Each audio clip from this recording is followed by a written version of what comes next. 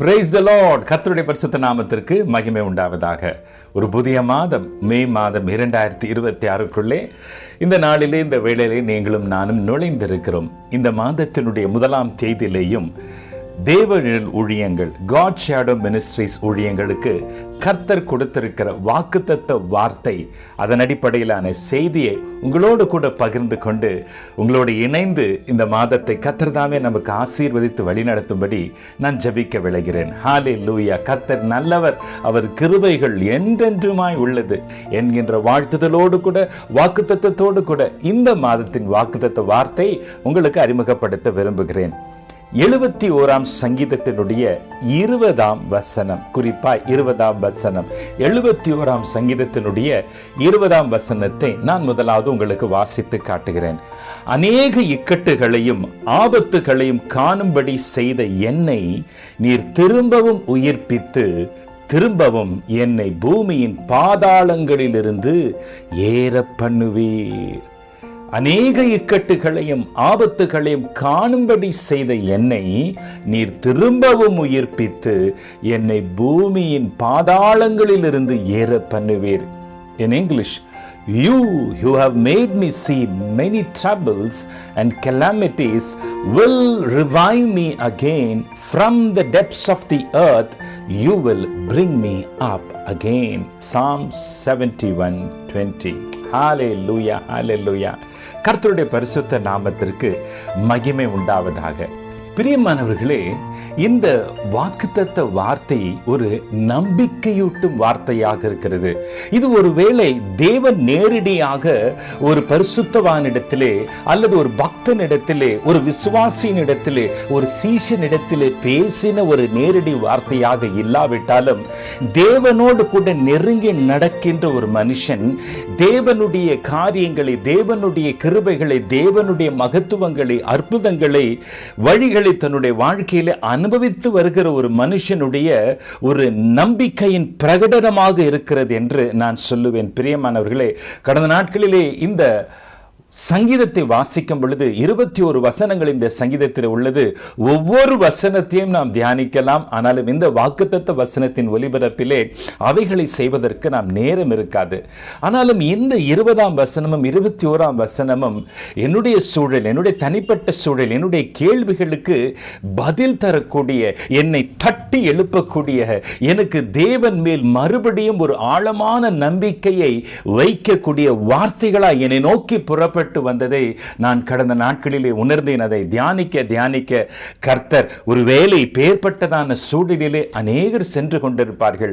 அநேகருடைய பாதை இந்த சங்கீதத்தை எழுதிய சங்கீதக்காரனுடைய பாதையாக இருக்கும் என்று நான் ஆவியிலே உணர்ந்ததால் இந்த வசனத்தை தியானித்து இதே வார்த்தையை இந்த புதிய மாதத்தினுடைய வாக்குத்தத்த தீர்க்க தரிசன வசனமாக உங்களோடு கூட நான் பகிர்ந்து கொள்ள விரும்புகிறேன். பிரியமானவர்களே, இந்த 71ஆம் சங்கீதத்தை எழுதியது யார் என்று அதனுடைய முகப்பிலே போடப்படவில்லை. பொதுவாக ஒவ்வொரு சங்கீதத்தினுடைய முகப்பிலேயும் அதை எழுதியது தாவீது, ஆசாபு, சாலமன் என்று பேர் குறிப்பிடப்பட்டிருக்கும். ஆனால் இந்த சங்கீதத்திற்கு ஏனோ தெரியவில்லை. இப்படி ஒரு சில சங்கீதங்கள் சங்கீத புத்தகங்களே இருக்கத்தான் செய்கின்றன. அதில் ஒரு சங்கீதம் 71ஆம் சங்கீதம் எழுதியது யார் என்று தெரியவில்லை.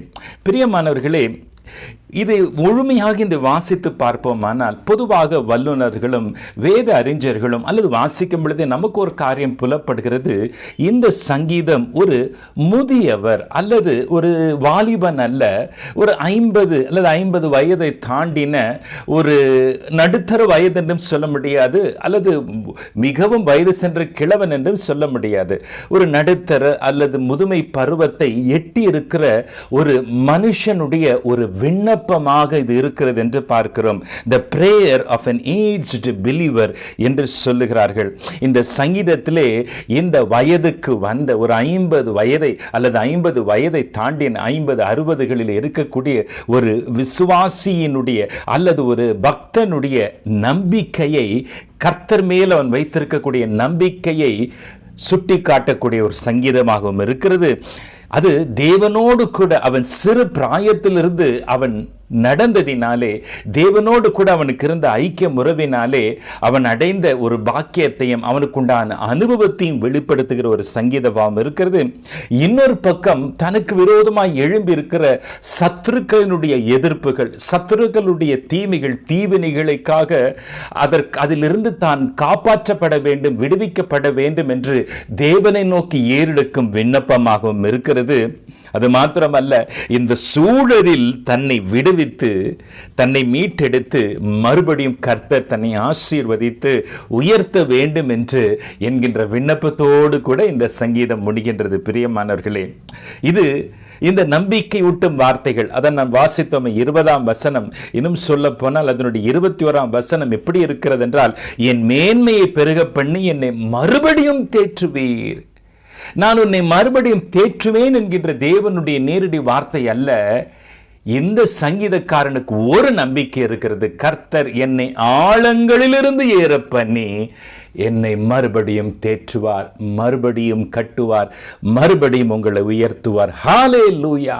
இந்த உறுதியான வசனங்களை உங்களுக்கு நேராக, உங்களுடைய சூழ்நிலைக்கு நேராக, உங்களுடைய பிள்ளைகள், உங்களுடைய குடும்பம், தற்போது நீங்கள் கடந்து சென்று கொண்டிருக்கிற ஒருவேளை அதல பாதாளமான நெருக்கடியான ஆழமான ஒரு பிரச்சனை, போராட்டம் அல்லது ஒரு சறுக்கலின் நிலையிலே காணப்படுகிற உங்களை நோக்கி வருகிற வார்த்தை, இந்த சங்கீதக்காரன் சொல்வது போல இந்த செய்தியை கேட்டுக்கொண்டிருக்கிற நீங்கள் விசுவாசத்தோடு கூட இப்பொழுதும் அல்ல, இப்பொழுது மாத்திரமல்ல, இந்த செய்தி முடியும் பொழுதும் நீங்கள் தைரியமாய் சொல்லுவீர்கள், ஆம் ஆண்டவரே, அநேக இக்கட்டுகளையும் அநேக ஆபத்துகளையும் நீர் என்னை காண செய்தீர். ஆனாலும் நீர் என்னை விட்டு விடுகிற தேவன் அல்ல. நீர் என்னை திரும்பவும் உயிர்ப்பித்து திரும்பவும் என்னை பூமியின் பாதாளங்களில் இருந்து ஏற பண்ணுவீர். You will bring me up again from the depths of the earth. Hallelujah, hallelujah. கர்த்தர் நல்லவர். இந்த வார்த்தையின்படி இந்த மாதத்திலே கர்த்தர் உங்களுடைய வாழ்க்கையிலே செய்ய வல்லவர் என்பதை நான் உறுதியாக அறிவிக்க விரும்புகிறேன். பிரியமானவர்களே, ஹalleluya, hallelujah. பிரியமானவர்களே, உங்களுடைய வாழ்க்கையில், என்னுடைய வாழ்க்கையில் நாம் என்ன எதிர்பார்க்கிறோம்? கர்த்தர் அதிசயங்களை காண பண்ணுவார், அற்புதங்களை காண பண்ணுவார், மாற்றங்களை காண பண்ணுவார், உயர்வுகளை காண பண்ணுவார். அதுதானே நம்ம வாழ்க்கையில் எதிர்பார்க்கிறோம். அதுதான் கர்த்தர் நம்மை காணும்படி செய்வார். ஹல்லேலூயா! அதுதானே எதிர்பார்க்கிறோம். நாம் எதை பார்க்க விரும்புகிறோம்? நன்மையானவைகளை பார்க்க விரும்புகிறோம், உயர்வானவைகளை பார்க்க விரும்புகிறோம். ஆனால் இந்த சங்கீதம் 71:20 என்ன சொல்லுகிறது? கர்த்தர் என்ன செய்கிறார் அந்த சங்கீதக்காரனுடைய வாழ்க்கையில? அப்படிதான் சொல்றாரு, என் வாழ்க்கையில அநேக இக்கட்டுகளையும் அநேக ஆபத்துகளையும் நீ பார்க்கும்படி செய்தீங்க ஆண்டவரே, காணும்படி செய்தீங்க ஆண்டவரே. யாருமே விரும்ப மாட்டோம் இல்லையா? யாரும் அவர்களுடைய வாழ்க்கையில் இந்த வருஷம் எல்லாம் நான் பலவிதமான போராட்டங்களை பார்க்க போகிறேன், பலவிதமான இழப்புகளை பார்க்க போகிறேன், பலவிதமான சவால்களை பார்க்க போகிறேன், பலவிதமான நஷ்டங்களை பார்க்க போகிறேன், விபத்துகள், இப்படிலாம் யாரும் சொல்லுவான, பொதுவாக அபசகணும்னு சொல்லுவோம் இல்லையா? Nobody wants to experience, see or go through bad phases or evil terrains in our life. யாரும் அப்படி போக விருப்பப்படுகிறது இல்லையே. இங்கிலீஷில் you have made me see many troubles and calamities. பிரியமானவர்களே, ஒருவேளை கடந்த 4 மாதங்கள் அல்லது கடந்த வருடங்களிலே கர்த்தர் உங்களுடைய வாழ்க்கையிலே அநேக இக்கட்டுகளையும் அநேக ஆபத்துகளையும் அநேக தோல்விகளையும் அநேக நஷ்டங்களையும் அநேக உறவின் முறிவுகளையும் அநேக மனவேதனைகளையும் அநேக பொறுக்க முடியாத மனக்கலக்கங்களையும், ஓவர்வெல்மிங், மைண்ட் பாக்லிங் அப்படின்னு சொல்லுவோம் இல்லையா, அப்படி என்னால் தாங்க முடியாத பிரச்சனை ஒருவேளை கடந்த ஆண்டுகளிலே, கடந்த மாதங்களிலே, maybe you have just travelled through that. இது எப்படி நான் கடப்பேன் எனக்கு தெரியல. ஏன் இந்த புயல் வீசியது, ஏன் இந்த பிரச்சனைன்னு நீங்க பாக்குறீங்க, கண்ணு முன்னாடி அதை பாக்குறீங்க, ஒன்றும் செய்ய முடியல. கண்ணு முன்னாடி புயல் வீசுது, கண்ணு முன்னாடி குடும்பம் பிரியுது, கண்ணுக்கு முன்னாடி வியாதி உண்டாகுது, கண்ணுக்கு முன்னாடி வேலை போகுது, கண்ணுக்கு முன்னாடி வருமானம் குறையுது, கண்ணுக்கு முன்னாடி கொடுக்கப்பட்ட பதவி பிடுங்கப்படுகிறது, கண்ணுக்கு முன்னாடி பணம் தொலைஞ்சு போகுது. God, you have made me see many troubles and calamities. இந்த சங்கீதக்காரனுடைய நிலைமை, number 1, what is his condition? He is aged, he is weak, he is lifeless and he is in rock bottom. அவர் என்ன சொல்றார்? பாதாளத்தில், எழுத்தின்படியே பாதாளம் இல்லை, வாழ்க்கையினுடைய அடிக்கு போயிட்டார், ராக் பாட்டமுக்கு போயிட்டார், படுகுழிக்கு போன நிலைமை.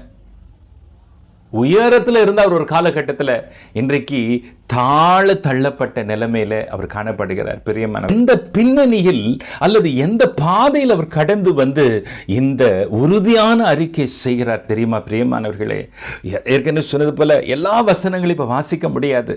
ஆனால் அந்த மூன்றாக நான் பிரிக்கிறேன். முதலாவது ஹிஸ் கண்டிஷன். என்னால் முடியல ஆண்டவரே, என்னால் இதை சமாளிக்க முடியல ஆண்டவரே, எனக்கு வயதாயிடுச்சு ஆண்டவரே. அப்போ சொல்கிறார், இந்த வயது சென்ற காலத்துலேயும் நீர் என்னை காப்பாற்றுங்க ஆண்டவரே, இந்த முதிர் வயதில் நீங்கள் என்னை தள்ளிடாதீங்க ஆண்டவரே, இந்த மயிர் எனக்கு வந்திருக்கு, இந்த சூழ்நிலை என்னை விட்டுறாதீங்க ஆண்டவரே. அது அவருடைய பலவீன பகுதியை காண்பிக்கிறது. ஒருவேளை இந்த செய்தி கேட்டுக்கொண்டிருக்கிற சிலருடைய வாழ்க்கையிலே வயோதிகத்து நிமித்தமாய் சரீர குறைபாடுகள் நிமித்தமாய் you have become weak. Your condition is weak, frail, lifeless and in the rock bottom. பாருங்களேன், நீங்கள் பள்ளத்தில் இருக்கீங்க, யாராச்சும் உங்களை தூக்கி எடுத்து அதை நீங்களாம் படுகுழியில் பாதாளத்தில் இருக்கிறவங்க நானா வர முடியுமாங்க? unless somebody lifts you up. அப்போது ஒரு பொருளாதாரத்திலேயோ ஆரோக்கியத்திலேயோ உறவிலேயோ நீங்கள் பலவீனர் மாத்திரமல்ல, பாதாள நிலைமைக்கு தள்ளப்பட்டிருக்கிறீங்க. இந்த நிலைக்கு காரணம் பலவிதமான பிரச்சனைகள். இப்போ பாருங்களேன், இப்போ சங்கீதக்காரன் என்ன சொல்கிறாரு? அநேக இக்கட்டுகளையும் ஆபத்துகளையும் நீர் என்னை காண செய்தீர். இப்போ இந்த ஆபத்து நிமித்தமாக அவர் கீழே விழப்பட்டிருக்கார். Number 1 is the condition is frail, weak and lifeless. பலவீனமாக இருக்கார்.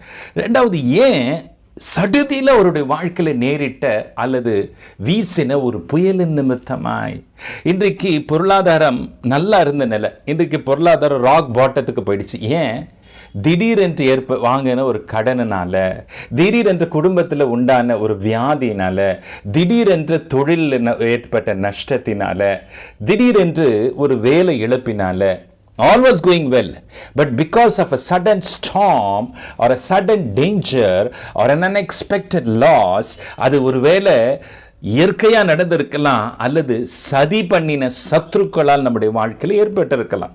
பல நேரங்களில் வேலை ஸ்தலத்தில் நம்ம வேலைக்கு என்ன சொல்கிறது, ஒலை வைக்கக்கூடிய ஆட்கள் இருக்க தானே செய்கிறாங்க. இவன் எப்படியாவது இந்த கம்பெனியிலிருந்து தூக்கணும், இவன் எப்படியாவது இந்த தொழிலில் வளரவிடக்கூடாது. எங்கே பார்த்தாலும் சத்துருக்கள் நிரம்பி இருக்கிறாங்க, சத்துருக்கள் சூழ்ந்து இருக்கிறாங்கன்னு சங்கீதக்காரன் ஒரு சங்கீதத்தில் சொல்கிறாரு. I'm surrounded by enemies. இப்போது ஒரு பக்கம் எழுத்தின்படியே மனுஷ சத்துருக்கள், எல்லாத்துக்கும் மேலே பிசாசு திருடவும் கொள்ளவும் அழிக்கவுமே வருகிறான் இல்லையா? அந்த திருடன் யார்? பிசாசு. அப்போ இந்த பிசாசானவன் கொண்டு வந்த போராட்டங்கள், பிரச்சனைகள், இழப்புகள், பலவிதமான பின்னடைவுகள் நிமித்தமாய் இன்றைக்கு பிகம் வீக். என்ன பண்ணுறதுன்னு தெரியல. எல்லாம் நல்லா போயிட்டு இருந்துச்சு, சடிதியிலே நான் பார்த்துட்டே இருக்கிறேன். அதுதானே யோபனுடைய வாழ்க்கையில் பார்க்குறாரு. யாரோ சொல்கிறாங்க, ஐயா ஐயா ஐயா உங்கள் பிள்ளைங்கள்லாம் செத்து போயிட்டாங்க, ஐயா ஐயா ஐயா உங்கள் சொத்தெல்லாம் அழிஞ்சு போச்சு. இதெல்லாம் ஒரு கண் கூட பார்க்குறாரு. சிலர் சொல்லுவாங்க, இதை பார்க்குறதுக்காக நான் உயிரோடு இருக்கிறேன், இந்த இழப்பை பார்க்குறதுக்கு தான் நான் இன்னும் உயிரோடு இருக்கிறேன். அப்பேற்பட்ட புலம்பல்கள் நமக்கு புதிதல்லவா பெரிய மன்னர்களே? பார்க்குறோம் இல்லையா? அந்த நிலையை வச்சு யோசிச்சு பாருங்க. ஆனால் அந்த சங்கீதக்காரன் என்ன சொல்கிறேன்? ஆண்டவரே நீர் என்னை காணும்படி செய்தீர். ஆண்டவரோடு கூட பேசுகிறாரு. நல்லா போயிட்டு இருந்த குடும்பத்தில் இந்த அசம்பாவிதம் நடந்துச்சு, இந்த இழப்பு நடந்துச்சு, இந்த ஆபத்தினால் ஒரு பேரிடர் என்னுடைய குடும்பத்தில் நடந்தது. நீர் என்னை பார்க்க செஞ்சீங்களா ஆண்டவரே? இதை பார்க்க செஞ்சீங்க, இதை நான் கடந்து போக செஞ்சீங்களே. யூ மேட் மீ சீ. என்ன ஆபத்தோ தெரியல, யாரால வந்துச்சோ தெரியல. ஒருவேளை நீங்கள் அந்த வழியா ஏதோ சம் அன்ஃபார்ச்சுனேட் திங், ஒரு மிஸ்ஃபார்ச்சூன், எதிர்பாராத ஒரு வியாதி, பலவீனம், ஒரு பின்னடைவு. He made you see. அதனால் இப்போ உங்கள் கண்டிஷன் என்ன இருக்குது? கான் வீக். faith இல்லை, விசுவாசம் இல்லை. your condition is weak. What is the cause? A sudden storm, a sudden trouble, a sudden calamity that struck your family. நம்ம காண செய்கிறார் இல்லையா? அப்படி நீங்கள் காண செய்திருக்கிறாரா? கர்த்தர் உங்களிடத்தில் பேசி கொண்டிருக்கிறார். பிரியமானவர்கள், இது உங்களுக்கான சங்கீதம், உங்களுக்கான வாக்குத்தத்தமாய் நான் நம்புகிறேன். Condition, cause. Number 3, confidence. இந்த சங்கீதம் எப்படி முடியுது? நான் செத்துருவேன், நான் சாவேன், நான் அழிந்து போவேன், என் வாழ்க்கை முடிஞ்சு போச்சு, இனி எனக்கு நம்பிக்கையே இல்லை. அப்படி முடியல, நான் எழும்புவேன். ஹல்லேலூயா. நீர் என்னை எழுப்புவீர், நானா எழும்ப மாட்டேன், நீர் தான் ஆண்டவரே என்னை எழுப்புவீர். இந்த சங்கீதம் முழுக்கவே ஆபத்தை குறித்தும், நெருக்கத்தை குறித்தும், இழப்புகளை குறித்தும், பயங்களை குறித்தும், கடந்து வந்த பாதையில் அவர் சந்தித்த பலவிதமான சோதனைகளை குறித்து இருந்தாலும் கடைசியில் a great confidence he has in the Lord. ஒரு நம்பிக்கை கர்த்தர் மேல் அவருக்கு இருக்கு. என்னை கர்த்தர் திரும்பி எழுப்புவார், பாதாளத்திலிருந்து எழுப்புவார், பூமியின் கடையாந்திரங்களில் இருந்து எழும்ப பண்ணுவார், அடி மட்டத்திலிருந்து என்னை உயர்த்துவார். whatever stage that you have gone down, பூமிக்கு அடியில் போயிட்டீங்களா, தொழிலில் ரொம்ப ராக் பாட்டத்துக்கு போயிட்டீங்களா, வேலையில் ரொம்ப குறைவாக போயிட்டீங்களா, ஊழியத்தில் டவுன் ஆயிட்டீங்களா, ஹெல்த்தில் டவுன் ஆயிட்டீங்களா, எல்லாத்துலேயும் லோல இருக்கீங்களா, கர்த்தர் உங்களை தூக்கி நிறுத்துகிற தேவனாய் இருக்கிறார். திரும்பவும் எழுப்பி திரும்பவும் நிலை நிறுத்துகிற. எங்கிருந்து? டெப்ஸில் இருந்து, பாதாளத்திலிருந்து, ஆழத்திலிருந்து கர்த்தர் உங்களை தூக்கி நிறுத்துகிற தேவனாக இருக்கிறார். பிரியமானவர்களே, ஹல்லேலூயா, ஹல்லேலூயா. இந்த சங்கீதம் முழுக்கவே பார்த்தீங்கன்னா அநேக ஜெபங்கள் இருக்குது. இது உங்களுடைய விண்ணப்பங்களாகவும் இந்த நாட்களில் இருந்திருக்கலாம். பிரியமானவர்களே, look at how this psalm is a reflection, is a mirror of what we are going through. நம்முடைய வாழ்க்கை பிரதிபலிக்கக்கூடிய ஒரு கண்ணாடியை போ சங்கீதத்தை நீங்கள் பார்க்கலாம். பிரியமானவர்களே, 71 சங்கீதம் 1 என்ன சொல்றார்? கர்த்தாவே, உம்மை நம்பி இருக்கிறேன், நான் ஒருபோதும் வெட்கமடையாதபடி. அப்பனா என்ன? இப்ப போகக்கூடிய பிரச்சனை அவர் வெட்கத்தையும் நிந்தனையும் வாழ்க்கையில் கொண்டு வருமோ என்கின்ற பயம் உங்களுக்கு இருக்கு. இப்படியே போயிட்டு இருக்குது. அவமானப்பட்டுருவோமோ, அசிங்கப்பட்டுருவோமோ, ஜாதி ஜனங்களுக்கு மத்தியில் ஒரு நிந்தையை சம்பாதிப்போமா? அந்த வழியில் போயிட்டு இருக்கீங்களா பிரியமானவர்களே? ஹல்லேலூயா. 71 சங்கீதம் 2-4 வாசிக்கும் போது, முது நீதி நிமித்தம் என்னை விடுவித்து என்னை காத்தருளும், முது செவியை எனக்கு சாய்த்து என்னை ரட்சியும், துன்மார்க்கனுடைய கைக்கும் நியாயக்கேடும் கொடுமையுள்ளவனுடைய கைக்கும் என்னை தப்புவியும். ரெண்டாவது அவருடைய நிலை என்ன காண்பிக்குது? ஒரு பக்கம் வெக்கம் அடைஞ்சிடுவேனோ, நிந்தை அடைஞ்சிடும், இன்னொரு பக்கம் சுற்றிலும் ஆபத்து இருக்குது, சுற்றிலும் சத்துருக்கள் இருக்கிறாங்க, அவன் கண்ணி வச்சிருக்கிறான். துன்மார்க்கனுடைய கை, அவன் என்னை கண்ணி வச்சு பிடிக்க பார்க்குறான். ஆஃபீஸில் இருக்கிறாங்க, வீட்டில் இருக்கிறாங்க, வார்த்தை வச்சு என்னை ட்ராப் பண்ண பார்க்குறான். ஐயோ, அவன் கையில் மாட்டிப்பேனோ, பொய்யான குற்றச்சாட்டை சொல்லி என்னை சிக்க பண்ணிடுவானோ, அந்த பயத்தில் நீங்கள் இருக்கீங்களா? குடும்பத்தில் இருக்கலாம், வேலையில் இருக்கலாம், தொழிலில் இருக்கலாம். நம்பர் 1, ஒரு அவமான வெக்க வருமா, நிந்த வருமா? ரெண்டாவது, சத்ரு எனக்கு பிடிச்சிருவானோ, ஒரு பயம் இருக்குது. நம்முடைய வாழ்க்கையில் பயம் இருக்குது. பிரியமானவர்களே, 21 சங்கீதம் 3 வாசிக்கும் போது, நான் எப்பொழுதும் வந்தடைத்தக்க கண்மலையாயிரும், என்னை ரட்சிப்பதற்கு கட்டளை இட்டீரே. அப்போ கண்மலை கோட்டைன்னா ஒரு ரெஃப்யூஜ். நான் வந்து அதில் மறைஞ்சிக்கணும். இவங்க நடுவில் நான் மாட்டிக்க விரும்பலை. அப்போது நான் இப்போ இருக்கிற எனக்கு சேஃபாக இல்லை, நான் இருக்கிற வேலை எனக்கு சேஃபாக இல்லை, இருக்கிற குடும்பம் எனக்கு சேஃபாக இல்லை, இருக்கிற ஒரு சூழ்நிலை நான் ரம்யமாக என்னால் இருக்க முடியல. அதான் ஆண்டவரே, என் கண்மலையாக இருங்க ஆண்டவரே, என் சேஃப் ஹேவனாக இருங்க ஆண்டவரே, என் அடைக்கலமாக இருங்க ஆண்டவரே. ஒரு பக்கம் அது சங்கீதக்காரனுடைய ஜெபமாக இருக்கிறது. பிரியமானவர்களே, இன்னொரு பக்கம் 71 சங்கீதம் 9 பார்ப்பீங்கன்னா, அவர் எப்படி வேண்டிக் கொள்ள தொடங்குறாருன்னா, இப்போ ஒரு வயசாயிடுச்சு சொல்வது போல, முதிர் வயதில் என்னை தள்ளிவிடாமலும் என் பலன் ஒடுங்கும் போதும் என்னை கைவிடாமலும் வரும். ஆண்டவரே, வயசாயிடுச்சு, என்னால் போய் பேச முடியாது, சண்டை போட முடியாது, ஒண்டிக்கொண்டு நிற்க முடியாது, எதிரெதிராக நிற்க முடியாது. நான் பேசினா என்னை தள்ளிவிடுவாங்க. என் வாய்க்கு என் வயசானதுனால எனக்கு மரியாதை கொடுக்க மாட்டாங்க. நான் வீக் ஆகிட்டேன், என் பேச்சை கொஞ்சமேனு சட்டை பண்ண மாட்டாங்க. உனக்கு என்ன வயசாயிடுச்சுனே என்ன சொல்லிடுவாங்க. பிரியமானவர், ஆண்டவரேன்னு சொல்லிட்டு கதறாரு. என் சத்துருக்கள் எனக்கு விரோதமாய் பேசி என் ஆத்மாவுக்கு காத்திருக்கிறவர்கள் ஏகமாய் ஆலோசனை பண்ணி, இவனால் என்ன முடியும்? இவனுக்கு வயசாயிடுச்சு, இவன் வீக் ஆகிட்டான், இவன் சிக்காயிட்டான், ஒன்றுமே அவனால் பண்ண முடியாது. சில சத்துருக்கள் நேரடியாக, சில மனிதர்கள் மறைமுகமாக, பிசாசு, ஹல்லேலூயா, உங்களுக்கு விரோதமாக ஒரு பேர் உங்களுக்கு ஒரு பயம் உண்டாகலாம். ஐயா, இதெல்லாம் அந்த சங்கீதக்காரன் கடந்து போகிற சூழ்நிலை. 71 சங்கீதம் 12 ஆண்டவரே, எனக்கு தூரமாக இராதையும், எனக்கு சகாயம் பண்ண தீவிரியும்.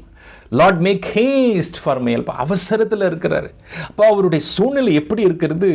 நிந்தை அவமானம் என் வாழ்க்கையில் வந்து விடுமோ, சத்துருனுடைய கண்ணிலே மாட்டிக்கொள்வேனோ, ஆண்டவரே இதெல்லாம் தப்பிச்சு உங்கள் கையில் சேஃபாக இருக்க விரும்புகிறேன், என் இடம் சேஃபாக இல்லை, என்னுடைய கண்மலையாக நீங்கள் இருங்க ஆண்டவரே. ஒரு பக்கம் ஆண்டவரே, என் வயசானதுனால, என் தப்புனால, நான் முதிர் வயதுனால நீங்கள் கைவிட்டுருவீங்களா? ஒரு பக்கம் வந்து ஒரு அதைரியம் அவருக்குள்ளே வருது, அவிசுவாசம் வருது. ஒரு பக்கம் அவர் சொல்கிறார், ஆண்டவரே இதுக்கு மேலே என்னால் பொறுத்திருக்க முடியாது, சீக்கிரம் இதுக்கு ஒரு சொல்யூஷன் வேணும், சீக்கிரத்தில் எனக்கு உதவி செய்யுங்க ஆண்டவரே சொல்லிட்டு ஆண்டவர் நோக்கி கதறார். அநேக விண்ணப்பங்கள் உண்டு. இந்த 5 நிலையிலே நான் பார்க்கிறேன் பிரியமானவர்களே. இந்த பின்னணியை கடந்து வருகிற மனுஷன் 71ஆம் சங்கீதம் 20ஆம் வசனத்தில் சொல்லுகிற காரியம் என்ன? அநேக இக்கட்டுகளையும் அநேக ஆபத்துகளையும் காணும்படி செய்தேன், என்னை நீர் திரும்பவும் உயிர்ப்பித்து திரும்பவும் என்னை பூமியின் பாதாளங்களிலிருந்து ஏற பண்ணுவீர். ஹல்லேலூயா, ஹல்லேலூயா. நிச்சயமாய் பிரியமானவர்களே, அந்த சங்கீதக்காரனுக்கு இருக்கிற நம்பிக்கை பரிசுத்த ஆவியானவர் இந்த வார்த்தைகளின் மூலமாக உங்களுடைய இருதயங்களில் இப்பொழுதே விதைத்துக் கொண்டிருக்கிறார். Receive the promise. ஹல்லேலூயா. இது அவர் பேசின ஏதோ ஹோப்ஃபுல் ஸ்டேட்மெண்ட் அல்ல, பாசிட்டிவ் ஸ்டேட்மெண்ட் அல்ல. ஆவியானவர் அவருக்குள்ளாக இறங்கி கர்த்தரை குறித்து பேசின உறுதியான தீர்க்க தரிசன வாக்குத்தத்த வார்த்தைகளாகவே நான் பார்க்கிறேன். பிரியமானவர்களே, தேவனுடைய வல்லமை, தேவனுடைய வாக்குத்தத்தங்களை குறித்து அந்த நெருக்கடியான போராட்டமான அச்சுறுத்துகின்ற பயமுறுத்துகின்ற சூழலிலே அந்த சங்கீதக்காரனால் எப்படி பேச முடிந்தது? How is that he was able to declare that God would bring him up from the depth? What prompted him to pronounce that Lord would revive him again? பாருங்களேன், இவ்வளவு நெருக்கடியான, ஆபத்தான, அதைரியமான, கலக்கமான, பயங்கரமான, உள்ளத்தை உடைக்கக்கூடிய நெருக்கமான ஜபங்களை பார்த்தோம், அவருடைய நிலைமையை பார்த்தோம்.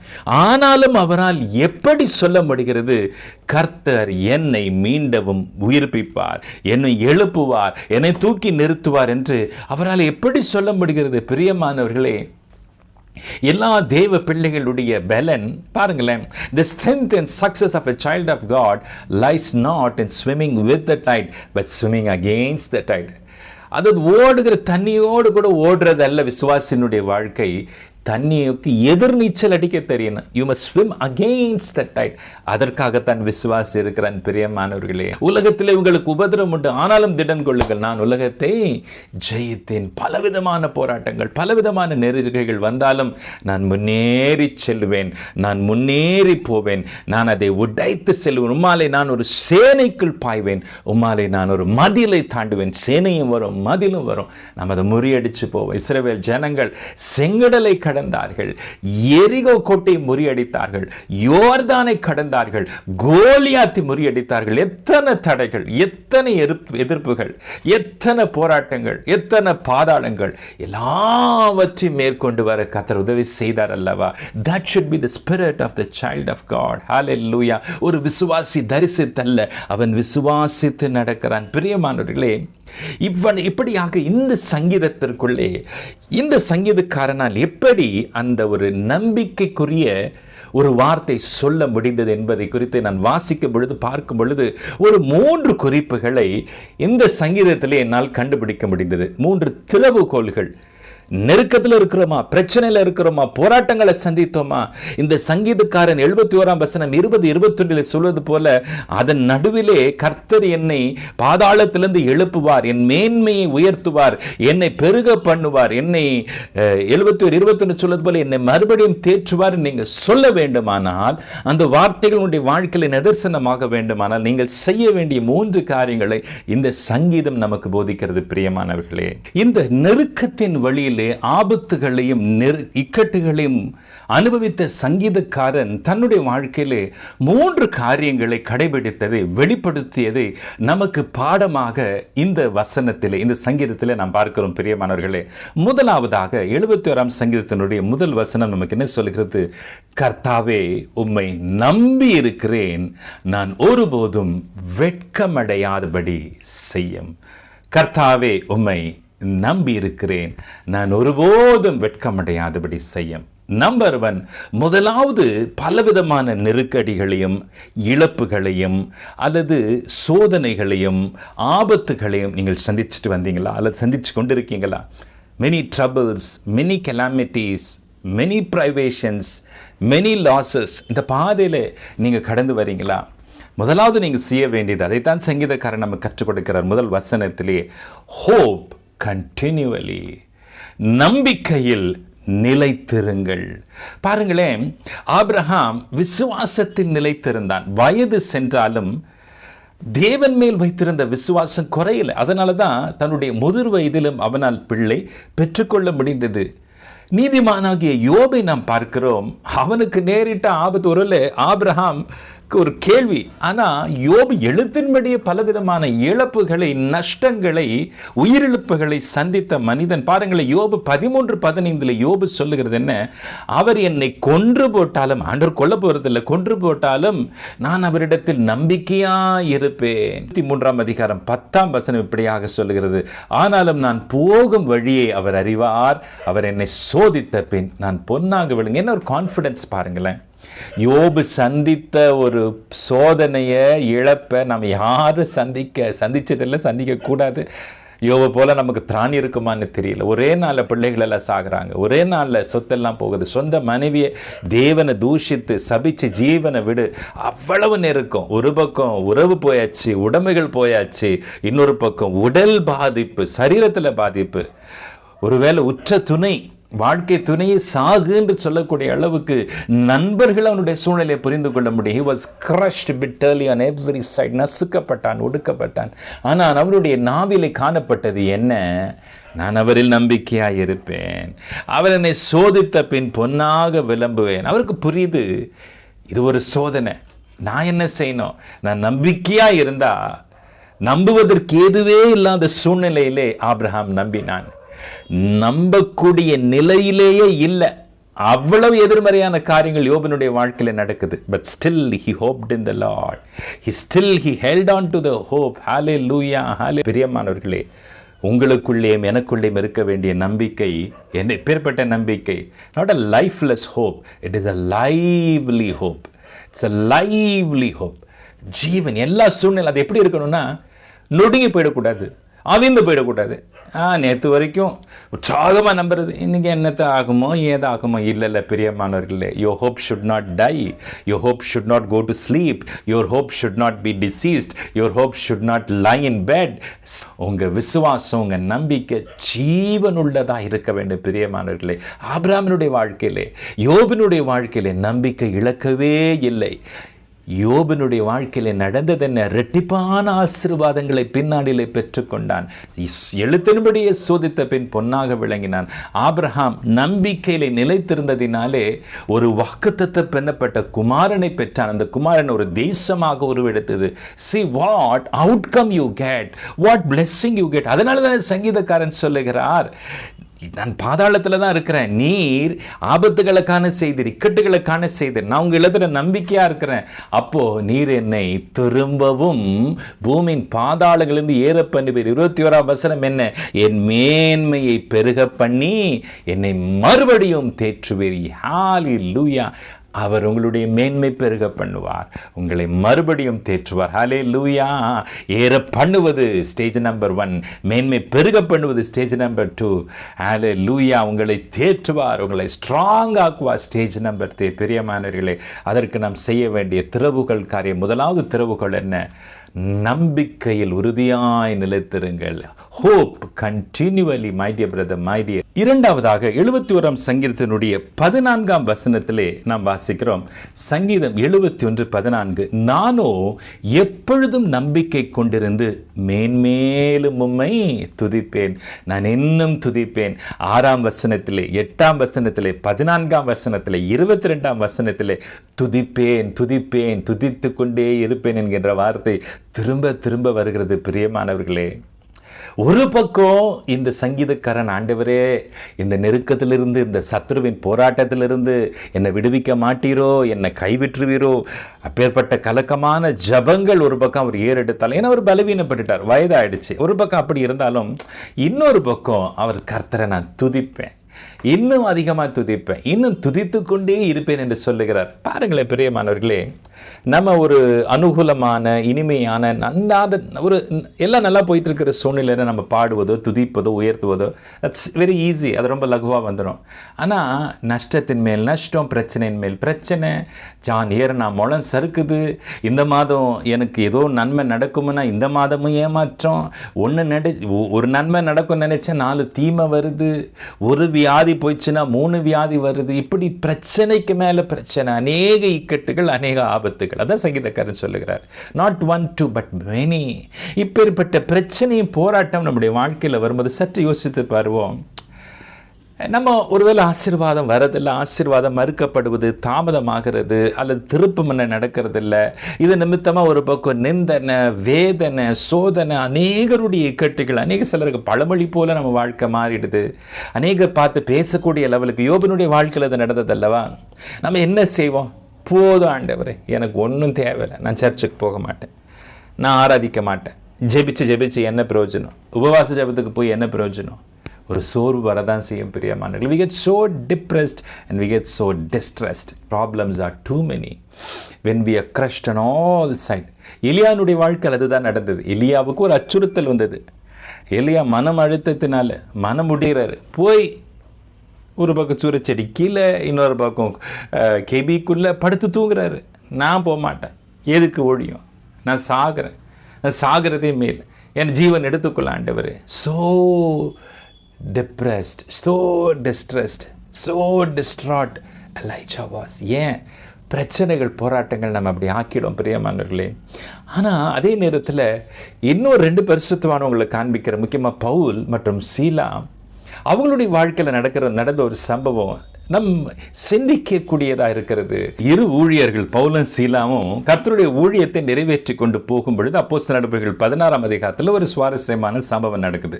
ஒரு குறி சொல்லுகிற ஆவியினுடைய ஒரு சிறுமி, அந்த பிள்ளை பவுலையும் சீலாவையும் புகழ்ந்துட்டே பேசிட்டே வந்தால் இவங்க ஐடென்டிஃபை பண்ணுறாரு. பண்ண உடனே அந்த குறி சொல்லுகிற ஆவியை அதட்டி துரத்துகிறார். துரத்தின உடனே அந்தம்மா அலைகழிச்சு புத்தி தெளிவடைஞ்சவளாக அந்த சிறுமி நிற்கிறா. இப்போ இந்த ஆவியை வச்சு பணம் சம்பாதிச்சிருந்த மக்களுக்கு இவங்க மேலே பெரிய எரிச்சல், இவங்க மேலே பொய்யான வழக்க போட்டு அவங்க சிறையில் அடைச்சிட்டாங்க. பயங்கர சித்திரவதை, அடிக்கப்பட்டாங்க, நிர்வாணமாக்கப்பட்டாங்க, தரதரன் இழுத்து கொண்டு போகப்பட்டாங்க. அப்போஸ்தலர் நடபடிகள் 16 வாசிப்பீங்கன்னா அவங்க அடைந்த அனுபவங்களை பார்ப்பீங்க.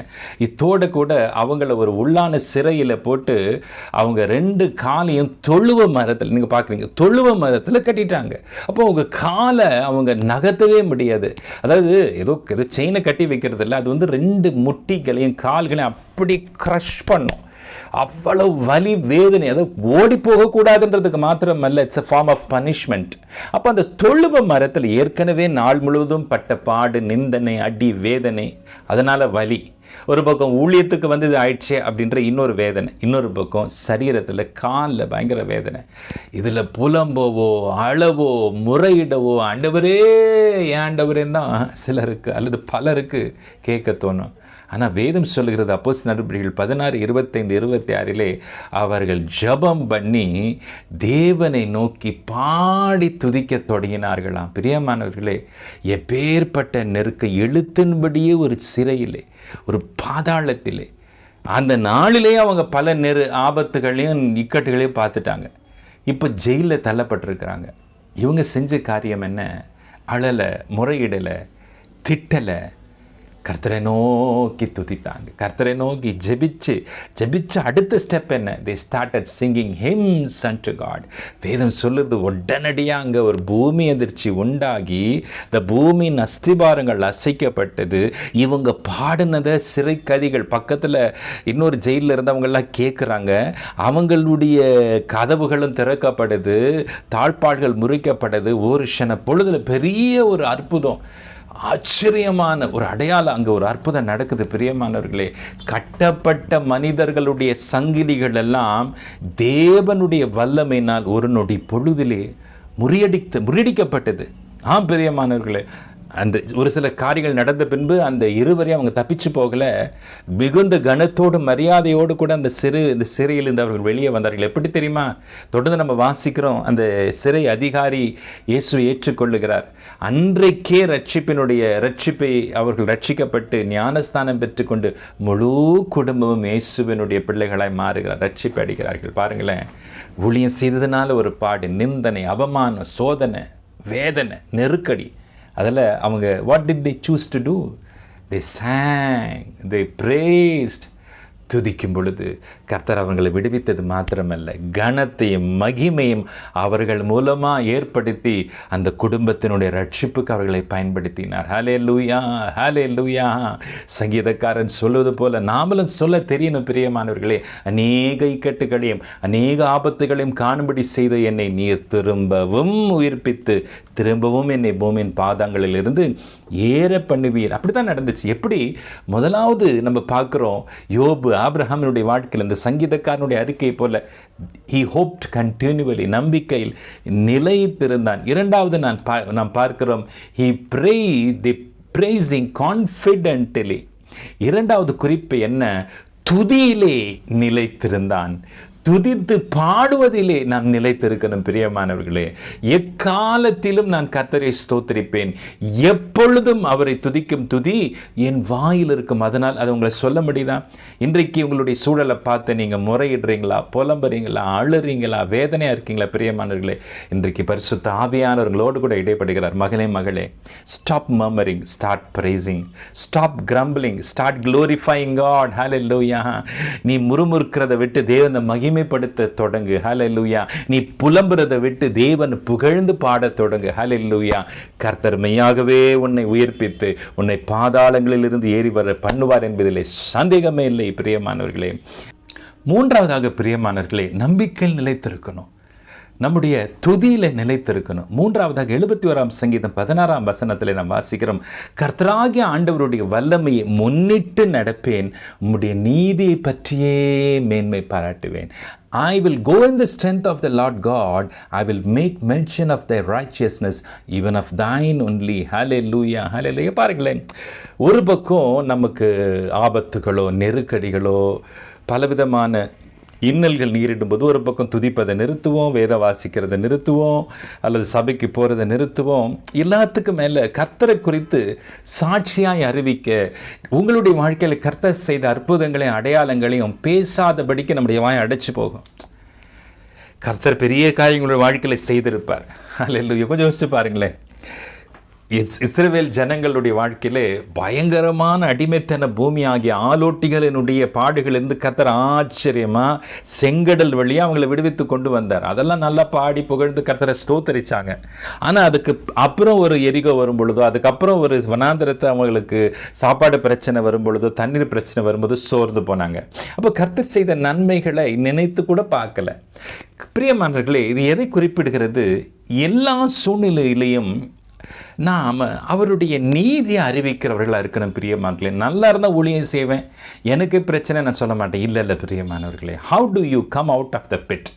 How can God quicken you when you continue to declare His righteousness to others? ஹல்லேலூயா. ஒரு பக்கம் உங்கள் சொந்த மனசாட்சி, எனக்கே பிரச்சனை சரியாகலை, நான் ஜெபிச்சு என்ன நடக்க போகுது? இல்லை பிசாசு உங்களை பொய்யா சொல்லுவான், நீயே இந்த பிரச்சனையில் மாட்டிகிட்டு இருக்கிற, நீ போய் சாட்சி சொல்ல போறியா? நீ போய் மற்றவங்களுக்கு இயேசு அறிவிக்க போகிறே? இல்லை பிரியமானவர்களே. ஹல்லேலூயா. இயேசுவானவர் சிலுவையில் தொங்கிக் கொண்டிருந்த பொழுதும் இன்னொருவருக்கு ரட்சிப்பின் ஊற்றாக, ரட்சிப்பின் வாய்க்காலாக மாறினார் பிரியமானவர்களே. ஹல்லேலூயா. அன்றைக்கு ஸ்தேவானை பார்க்கிறோம், அடி உத, ஆனாலும் அந்த சூழ்நிலையிலே கர்த்தரை மகிமைப்படுத்துகிறார், உயர்த்துகிறார். தொடர்ந்து ஜீவனுள்ள தேவனுடைய நாமத்தை தன்னுடைய வாழ்க்கையில் உயர்த்தக்கூடியவராய் நாம் பார்க்கிறோம். பெரிய அதுதான் அப்போஸ்தலருடைய வாழ்க்கையில் நாம் பார்க்கிறோம். They did not stop just because an opposition came.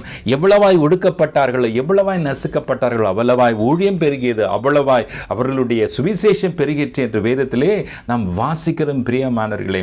இவ்வளோ நெருக்கடியிலையும் சங்கீதக்காரன், அப்பா நான் இதுக்கு மேலே ஆண்டவரை பற்றி பேசி என்ன பிரயோஜனம் சொல்லலை. I will continue to declare. Number 3, declare His righteousness consistently. Hallelujah, hallelujah. ஸ்தேவான் மற்ற அப்போஸ்தலர்கள் தைரியமாக சுவிசேஷத்தை எவ்வளோ பாடு வந்தாலும், சாட்சியை எவ்வளோ சூழ்நிலையிலே அவர்கள் பகிர்ந்து கொண்டார்கள் பிரியமானவர்களே. ஒரு கட்டத்தில் பேதுருவை குறித்து நம்ம வாசிக்கிறோம். பேதுரு ஏரோதினால், அப்போஸ்தலர் நடபடிகள் 12ஆம் அதிகாரத்தில் ஏரோது அவனை கொல்லும்படிக்கு பேதுரு என்ன சுவிசேஷம் அறிவிக்கிறார், ஊழியம் செய்கிறாரு, ஜெயிலில் போட்டாச்சு. பயங்கரமான காவல், அதாவது அவருடைய 2 கால்களும் 2 ஸ்போர் வீரர்களுடைய கால்களோடு கூட கட்டப்பட்டிருக்கும் as you see. அது மாத்திரமல்ல, அந்த சிறைக்கு வெளியேயும் ஒரு செட் ஆஃப் காவலர்கள் வெளியே நின்று கொண்டிருந்தாங்க. ஸோ இப்போ ஹை செக்யூரிட்டி பிரிசன் இது. ஆனால் இதுக்கு நடுவில் அவருக்காக ஒரு கூட்டம் சபையார் ஒரு வீட்டில் ஜெபிக்க கர்த்தர் தேவ தூதனை அனுப்பி அந்த சங்கிலிகள் எல்லாம் முறித்து அந்த கதவை திறந்து அவரை கொண்டு வந்து 1ஆம் வாசல் 2ஆம் வாசல் 3ஆம் வாசல் எல்லாத்தையும் ஃப்ரீயாக வந்து அந்த பட்டணத்தில் நடக்க விட்டார். பேதுரு தொடர்ந்து அந்த வீட்டுக்கு சேர்ந்து யார் ஜெபிச்சாங்களோ அங்கே போயிட்டு அவங்க முதலாவது நம்ப முடியல. தென் கதவை திறந்து பார்க்கும்போது பெரிய சந்தோஷம், பேதுரு ரிலீஸ் ஆகிட்டார். அப்போ கர்த்தர் அவருக்கு செஞ்ச காரியத்தில் அவர் சொல்கிறாரு, நீங்கள் வசனங்கள் வாசிக்க நேரம் இல்லை. அப்போஸ்தலர் நடபடிகள் 12:17 அப்போஸ்தலர் நடபடிகள் 12:1 19ஆம் வசனம் முழுக்க நீங்கள் வாசித்து பார்த்தால் அந்த சம்பவத்தினுடைய விவரணத்தை நீங்கள் பார்க்க முடியும். நான் ஒரே ஒரு வசனத்தை நான் சுட்டி காட்டுகிறேன். பீட்டர் மூட் ஆன் போறாரு. எதுக்கு போறாரு? சுவிசேஷத்தை அறிவிக்க, இன்னும் பலருக்கு இந்த சத்தியத்தை சொல்ல, இன்னும் பலரை இயேசுவினுடைய சீஷர்களாய் மாற. 17ஆம் வசனத்தை பார்க்கிறோம். அவர்கள் பேசாம கர்த்தர் தன்னை காவலிருந்து விடுதலையாக்கின விதத்தை அவர்களுக்கு விவரித்து இந்த செய்தியை யாக்கோபுக்கும் சகோதரருக்கும் அறிவியுங்கள் என்று சொல்லி புறப்பட்டு வேறொரு இடத்திற்கு போனான். இன்னொரு பட்டணத்திற்கு போனான். What does it mean? he continued his ministry, he continued to declare. அடுத்து திருப்பி என்ன தூக்கி போட்டுருவாங்களோ, யாரனா பிடிச்சி மறுபடியும் அடிச்சுட்டா என்ன பண்ணுறது, இப்போதான் நான் தப்பிச்சுட்டு வந்தேன். அந்த வீட்டுக்குள்ளே தங்கலைங்க, வேற ஏதோ ஒளிப்பிடத்தில் தங்கலை, எங்கேயோ ஷெல்டரில் போய் தங்கலைன்னு அவர் தொடர்ந்து ஊழியத்தை செய்தார். பிரியமான, இது நமக்கு கற்றுக் கொடுக்கிற காரியம் அல்ல. காரியம் என்ன?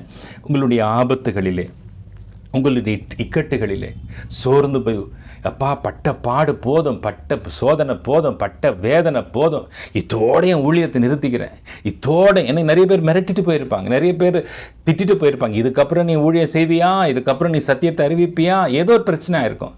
இல்லை பிரியமானவர்கள், ஐ வில் போல்ட்லி டிக்ளேர். அதுதான் சங்கீதக்காரன் செய்தார். he continued to declare despite his privation, despite his problem, despite his calamities, despite the crisis. இக்கட்டுகள் நடுவிலே, ஆபத்துகள் நடுவிலே, பிரச்சனைகளுக்கு நடுவிலே, போராட்டங்களுக்கு நடுவிலே தொடர்ந்து நீதியை அறிவிப்பதிலே நிலைத்திருங்கள். ஹல்லேலூயா. எப்படிங்க நீங்க உயிர்ப்பிக்கப்படுவீங்க? எப்படிங்க பாதாளத்தை வெளியே வருவீங்க? முதலாவது நீங்கள் செய்ய வேண்டியது என்ன? நம்பிக்கையிலே நிலைத்திருக்க வேண்டும். 2வது துதியிலே நிலைத்திருக்க வேண்டும். 3வது அவரை அறிவிப்பதிலே, அவருடைய நீதி அறிவிப்பதிலே, அவருடைய சத்தியத்தை சுவிசேஷத்தில் அறிவிப்பதிலே நீங்கள் நிலைத்திருக்க வேண்டும். பிரியமானவர்களே, இப்படியாக நீங்கள் செய்யும் பொழுது நம்ம பார்க்கிறோம், பேதுனுடைய ஊழியம் பெருகிச்சு. பவுல் சீலாவின் மூலமாக அவர் ஜெயில ரட்சிக்கப்பட்டார், குடும்பம் ரட்சிக்கப்பட்டது. யோபு இரட்டிப்பான ஆசீர்வாதத்தை தன்னுடைய வாழ்க்கையில் பெற்றுக்கொண்டான். 21ஆம் வசனம் என்ன சொல்லுகிறது? சங்கீதக்காரன் சொல்லுகிற வார்த்தை எழுத்தின்படியே உங்களுடைய வாழ்க்கையில் பழிக்கும். ஆம், இக்கட்டுகளையும் ஆபத்துகளையும் காண செய்தார்தான். ஆனாலும் அவர் திரும்ப உயிர்ப்பிப்பார். ஆனாலும் அவர் திரும்ப உங்களை பூமியின் பாதாளங்களிலிருந்து ஏற பண்ணி உங்கள் மேன்மையை பெருக பண்ணி உங்களை மறுபடியும் தேற்றுவார். பிரியமானவர்களே, எஸ், he will. ஆங்கிலத்தில் நான் வாசிக்கிறேன், Psalm 71:21. That's thou shalt increase my greatness and comfort me on every side. எல்லா பக்கமும் பிரச்சனை இருந்தது, ஆனால் இப்போ எல்லா பக்கமும் தேற்றப்படுவீங்க, எல்லா பக்கமும் பலப்படுத்தப்படுவீங்க. எந்தெந்த பிரச்சனை எல்லாம், எந்தெந்த ஏரியாலாம் உங்களுக்கு சோதனையாக இருந்துச்சு, அதெல்லாம் உங்களுக்கு ஆறுதலாக மாறும், அதெல்லாம் உங்களுக்கு பலனாக மாறும். பிரியமானவர்களே, ஹல்லேலூயா, ஹல்லேலூயா. இந்த மாதத்திலும், ஏன் இனி வருகிற மாதங்களிலேயும், இந்த வருஷத்தினுடைய மீதமான பகுதிகளிலேயும் நீங்கள் சந்தித்து கொண்டு வருகிற எப்பேற்பட்டதான மன அழுத்தங்கள், டிப்ரெஷன்ஸாக இருந்தாலும், எப்பேற்பட்ட அழிவுகள், டிஸ்ட்ராக்ஷன்ஸாக இருந்தாலும், எப்பேற்பட்ட ஏமாற்றங்கள், டிஸ்கரேஜ்மெண்ட்ஸாக இருந்தாலும், கர்த்தர் உங்களை திரும்பவும் உயிர்ப்பித்து உங்களை பாதாளங்களிலிருந்து ஏற பண்ணுவார் என்பதிலே சந்தேகமில்லை. உங்களுடைய மேன்மை பெருக பண்ணி உங்களை மறுபடியும் தேற்றுவார். He shall increase your greatness and he will comfort you on every side. Hallelujah. வாழ்க்கையிலேயும் இந்த நெருக்கத்திலே நம்பிக்கையிலே நிலைத்திருப்பீர்கள் ஆனால், இந்த ஆபத்துகளின் நடுவிலே துதியிலே நிலைத்திருப்பீர்களானால், இந்த சோதனையின் காலத்திலே அவரை அறிவிப்பதிலே, அவருடைய நீதி அறிவிப்பதிலே நீங்கள் நிலைத்திருப்பீர்களானால், மெய்யாகவே சொல்லுகிறேன், நீங்கள் பாதாளத்திலிருந்து ஏறுவது மாத்திரமல்ல, கர்த்தர் உங்களுடைய மகிமையை, உங்களுடைய கீர்த்தியை, உங்களுடைய புகழ்ச்சியை உயர்த்தி பெருக பண்ணுவார் என்பதிலே எந்த சந்தேகமும் இல்லை. உங்களுடைய ஹல்லேலூயா எல்லைகள் பெருகும், உங்களுடைய ஊழியத்தின் எல்லைகள் பெருகும், உங்களுடைய பொருளாதார எல்லைகள் பெருகும், உங்களுடைய குடும்ப குடும்ப சமாதானத்தின் எல்லைகள் பெருகும், சுகத்தின் எல்லைகள் பெருகும், ஆரோக்கியத்தின் எல்லைகள் பெருகும். You shall become great. Hallelujah, hallelujah. ஒருவேளை இந்த மாதத்தை நீங்க தொடங்கும் பொழுதும் நெருக்கம், இக்கட்டுகள், ஆபத்துகளை கடந்து வந்த அல்லது அனுபவித்துக் கொண்டிருக்கிற நிலையாக இருக்கலாம். இந்த 1ஆம் தேதி இயேசு கிறிஸ்துவின் நாமத்திலே தீர்க்க தரிசனமாய் சொல்லுகிறேன், இந்த வசனத்தை உங்களுடையதாக ஏற்றுக்கொண்டு, இந்த வசனத்தை நீங்கள் அறிக்கையிட்டு இதை நீங்கள் ஓன் பண்ண தொடங்குவீர்களானால், இதை உரிமை பாராட்ட தொடங்குவீர்களானால், இதை நீங்கள் உள்வாங்கிக் கொள்வீர்களானால், உங்களுடைய மாற்றிக்கொள்வீர்களானால், மெய்யாகவே இதுவரைக்கும் நீங்கள் இக்கட்டுகளையும் ஆபத்துகளையும் பார்த்தீர்கள். இதற்கு மேல் உயர்வையும் மேன்மையும் ஆறுதலையும் பலனையும் ஜெயத்தையும் விடுதலையும் கர்த்தர் நீங்கள் காணும்படி செய்வார்.